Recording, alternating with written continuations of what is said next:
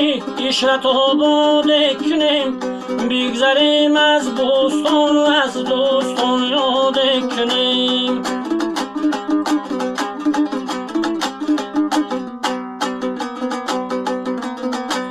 بلبلون از نشعه نوروز به فریاد آمدن کم نیم از بلبلان ما نیز فریاد کنیم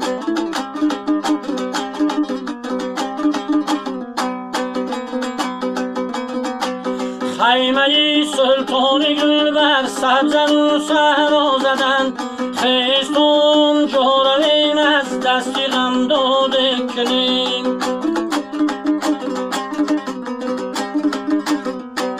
خیستون جهرویم از دستی غم داده کنیم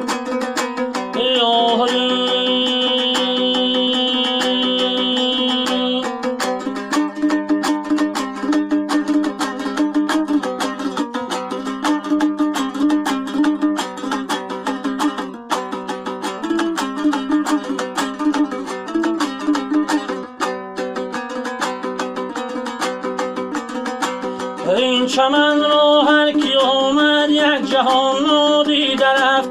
گل اگر بیش گفت اما غنچه سان نادیده رفت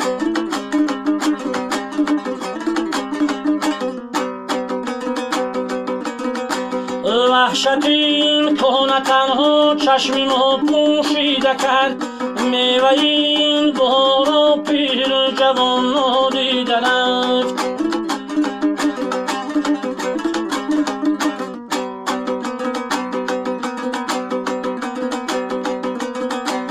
حاجیان نیکوترینی مردمان دانی که کیست آن که عیبی خویش دیده از کسان نادیده رفت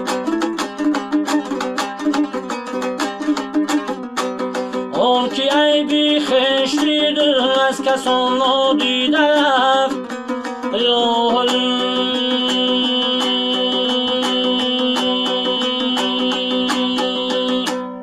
جور نمیشه ادیتورتا